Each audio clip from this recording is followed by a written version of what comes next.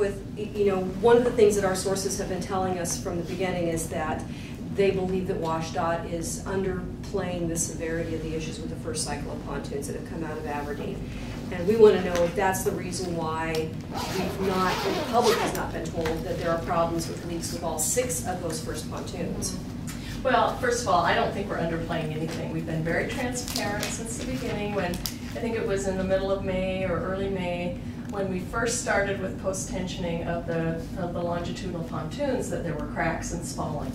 And so from there, we've been talking a lot about, we got a problem, and that's when we brought in our expert review panel, bridge experts, bridge designers, and contractors, and very carefully asked them to look at what these repairs might be, but also what might be causing it, so that we can then figure out how to make the repairs or design modifications for the second round and beyond. These are the first 6 of 77 pontoons. Well, again, I guess what I was asking though is, why hasn't WSDOT gone public with the fact that there are leaks with all 6 of that first series of pontoons once they reached Lake Washington? And that's where the information comes that we were talking about with the insiders calling it a cover-up, is because there are problems with all 6 of those pontoons, and yet well, let's talk about how this works, because we don't accept the pontoons until they're right per the specifications. So, but either they're leaking or they're not. Well, the contractor is responsible for repairing any cracks, which they did some in Aberdeen, and then between the handoff between the pontoon contractor and the floating bridge and landing contractor, they determined some of those repairs would be done on the lake, like what they call the keel slab underneath when they after it floats out. So those repairs will continue to be made. We know that there's still an issue with pontoon W, which has got the end wall that is doing something, not sure what it is. And the contractor has brought in some experts, and they're going to confer with our experts and figure out what an appropriate repair is. But we don't accept those pontoons until the contract is done, the contractor's done, and they meet our specifications. I guess what I'm asking is, we asked very specifically when we talked with Julie Meredith in September, mid-September 20th, I think it was, is if there were any other leaks, or if there were any other leaks that have been identified. And she said, clearly no, we've not found any other leaks. But all 6 pontoons have leaked or are leaking. Well, I don't know that. I do know that the pontoons on the lake have ballast water in them, so for you to say you have an insider that says they're leaking, well, we've looked at the videos. Whether they are or aren't, we haven't accepted the pontoons, and we won't accept the pontoons until we know they meet the contract specifications. Okay. Looking through the documents, it looks like that the problems with the pontoons, and you know, some of the information is not available to us because of proprietary information with the contracting itself, as far as the financials of it. But what we've been able to determine, both from a combination of our insider sources as well as the documents that we have been able to look at, it looks like those pontoons are costing us somewhere in the neighborhood of excess of $8.6 million. What have you identified as the figure, or even a ballpark figure, of what those problems are costing? For the repairs. For the repairs and for the delays. Yeah. Well, let me tell you how that works too. When we made repairs or had the contractor repair the problems in the design, remember there was conduit, alignment problems, post-tensioning problems that our designers allowed to be changed from their design, and so that's a flaw that I believe is going to be on the state to cost the repair of. The end wall cracking, which was the other problem, which is right now being investigated, because what I've called for is, first of all, we want to pay our contractor fairly on any kind of a change condition, and truly want to make sure we understand what's the responsibility of the state, because we are the pontoon designers, engineer of record. What is the responsibility of the state, and what are the contractor's means and methods? In other words, the concrete they use, I think you read about the water-cement ratio and the length of pour and all of those kinds of things. Was that a contributory factor, or was it more of a design issue, the way the stresses in the end wall worked with post-tensioning? We can't really determine what is entirely the state's responsibility, both on repairs and delays, until that investigation is complete. But certainly, as any good business would, you would keep some sort of an idea so that you know what the potential damages are. Like I said, we've identified it somewhere in the neighborhood of $8.6 million. Is it much higher than that? Is it much lower? any good contractor and any good contract administrator will keep very good records, and that's what us and our contractors are doing today. We aren't going to negotiate that change order in the public, and we can't really negotiate it until we ascertain how much of this is the state's responsibility and how much is due to the contractor's means and methods or their work product. And that has to be sorted out, and you can be guaranteed that we're going to pay what we are due to pay for, but nothing more. Why would WashDOT ever agree to two separate contracts that work against each other in terms of a delay on one forces the state to pay for a delay on one? It seems contrary to good protection of taxpayer money. Are you talking about the pontoon replacement contract and then the floating bridge and landings contract? Well, somewhere here I could give you a copy of our schedule of all three contracts. Remember, this all started back in, well, 14 years ago when we were trying to replace this vulnerable bridge. The most important thing is to replace, for the safety of the traveling public, a floating bridge and landing that has a lot of vulnerability both to wave action today and an earthquake. So when we finally got to the point where we knew what we were going to build and we started working on a floating bridge and landing, and we were in the middle of our environmental document to figure out if it was 4 lanes, 6 lanes, some suggested 8 lanes. At that point we said, let's break off a contract and make sure that we, for risk management, make sure that we build and replace the pontoons on the lake. In other words, if this bridge were to have an earthquake or a problem, we were going to have to replace the bridge as is. So that's the 33 pontoons that you see being built in Aberdeen and Tacoma. Then we continued along the same line at the same time, the environmental document to get the record of decision for the full replacement of the corridor. And because we were underway or getting underway with the pontoons in the first contract, we added the other 44 for a total of 77, then that will build the entire corridor of the pontoons. So time is of the essence, certainly. We don't want to have that bridge go down in an environment or into an earthquake or some kind of wave action. We want to be ready.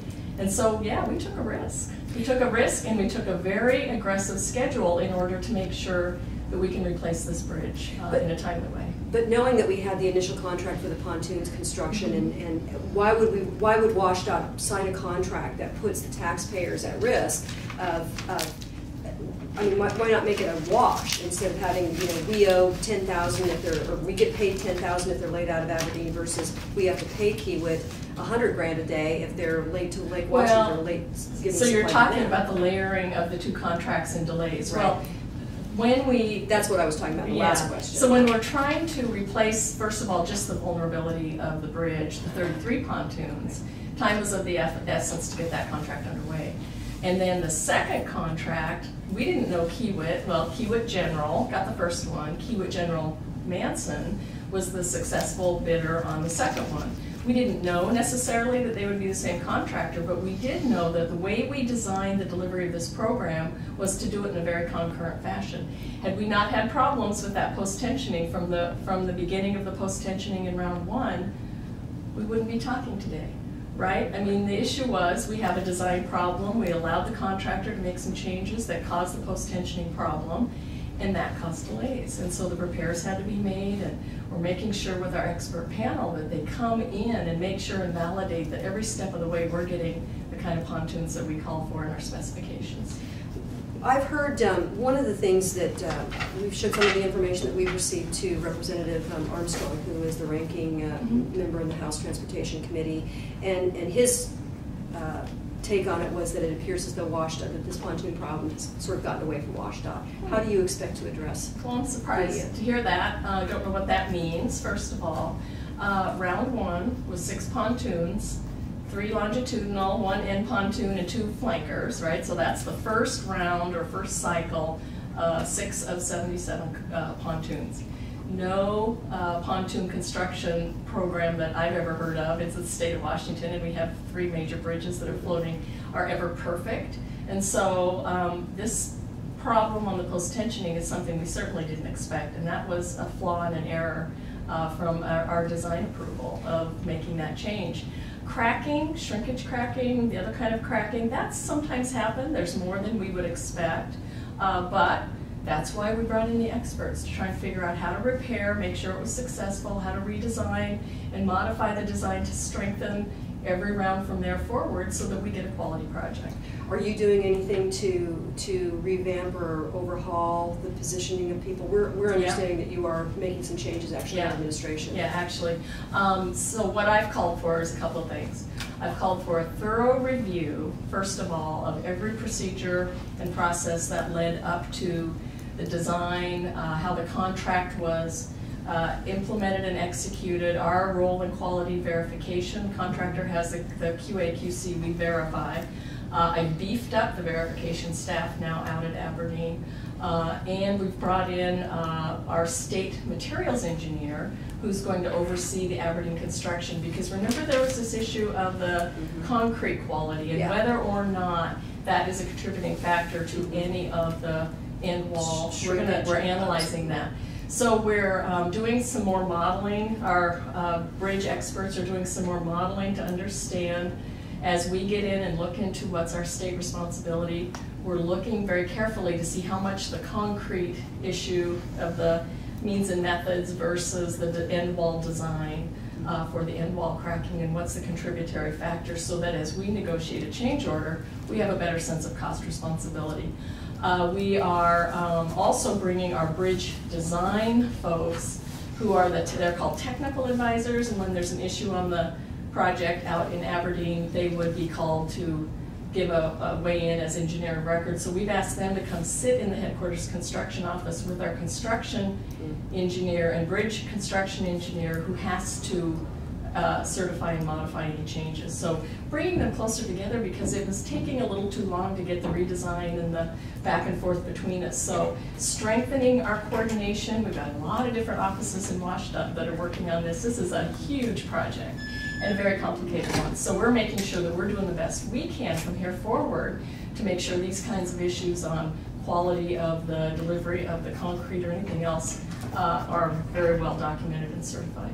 Do you believe that Kiewit's done everything that they should do to maintain a quality project? I think Kiewit's done a good job of making sure they respond to anything we've asked them to do, and Kiewit's a wonderful bridge builder. We've had many great successes with Kiewit General. And so don't question their ability or their intent. And problem is, we've had some problems on that first round that we're all trying to get in the middle of and make sure future cycles, of course, don't experience any of the same problems. And the design modifications we've made, I think, are going to show that we have a much better result. We're not going to have this falling, I don't believe, based on our expert panel, and the end wall modifications, I think, what about the thermal shrinking are going to show. Well, that's kind of a means and methods thing, the issue of how they take their care in delivering, and are they within the specifications of the concrete mix design, the water cement ratio, the thermal controls as they pour, and I know that they've been working very hard to make sure that they're doing everything they can to make sure that's quality. I've asked for an engineer of record with a name attached to it to sign off on the certification of the 75-year lifespan, and I've not received that yet. Do you know why? Well, whether it's Jagdish Kapoor or someone who, as the engineer of record.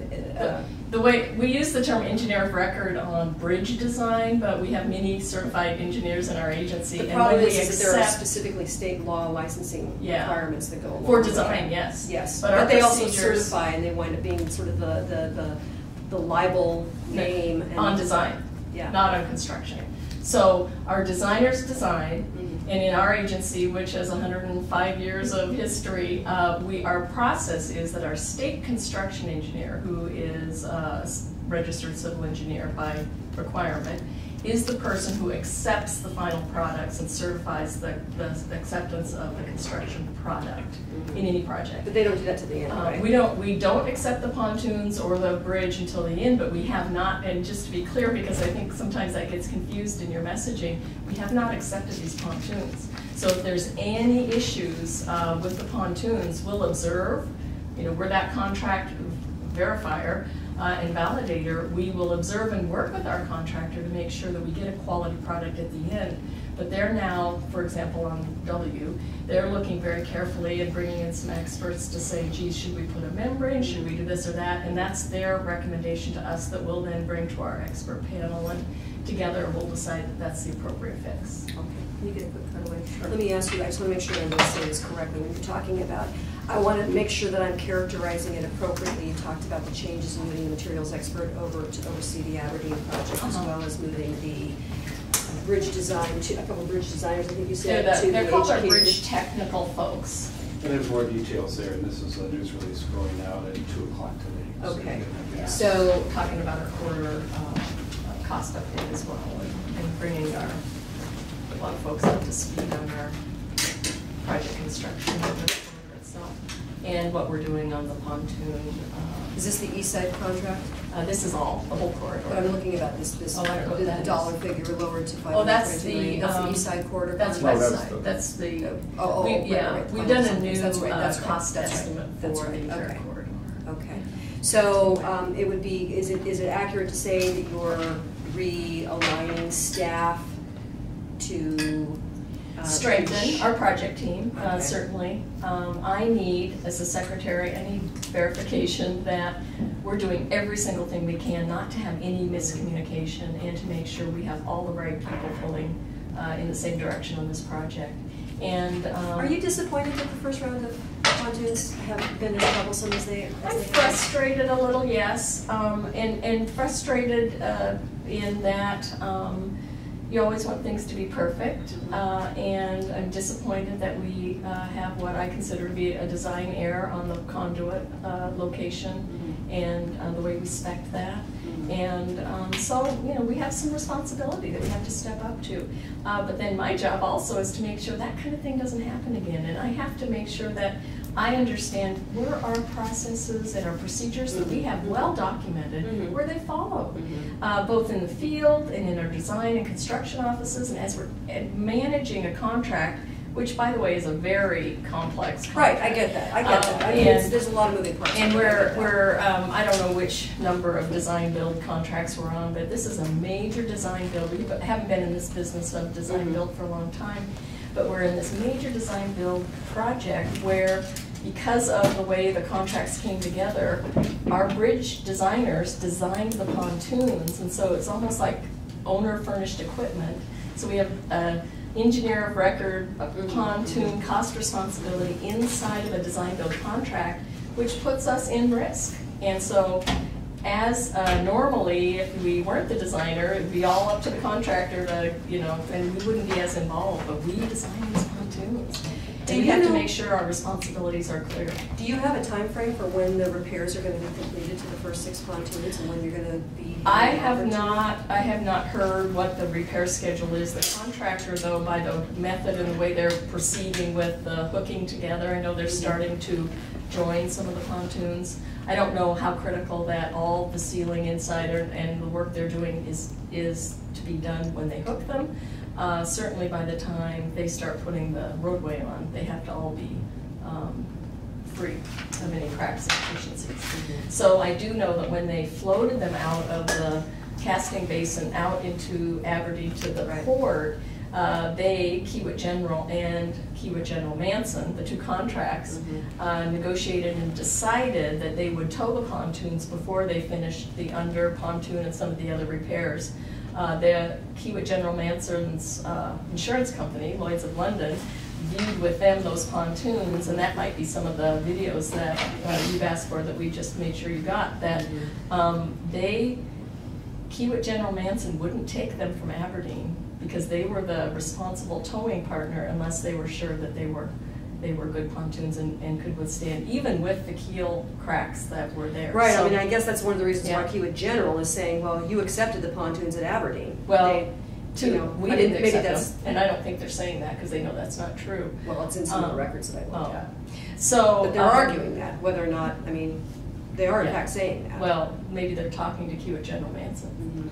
But anyway, so one of the things I think they found from what I heard was that because of the tidal issues at Aberdeen, that and the salt water, that they would rather go make some of those repairs up on the lake, and so that's what they're doing. All right. Just so you know, Steve, I mean, one of the reasons why, when we were in September, we'd asked for all the videos that represented any leaks, and we got the 4 that you put online. I heard that was a miscommunication. That was a misunderstanding. We're not holding anything back on you, Tracy, and I want to be clear on that. We are not holding anything back on you. I appreciate we were talking that we're about the getting that stuff pontoons now, that went to the lake. But at the time, what we had requested, all of the videos that showed any evidence of leaking, well, that was pontoons on the lake. Yeah. Of all the first cycle of pontoons.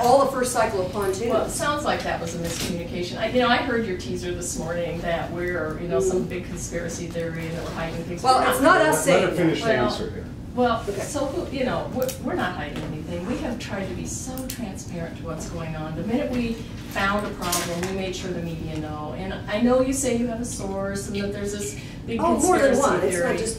And so I don't know how to deal with that. I mean, I don't know how to respond to somebody who I don't know is saying something that I don't know what they're saying or whether they have any validity to it. If somebody had something they wanted me to know, I would appreciate them letting me know, especially if it was an employee inside this agency.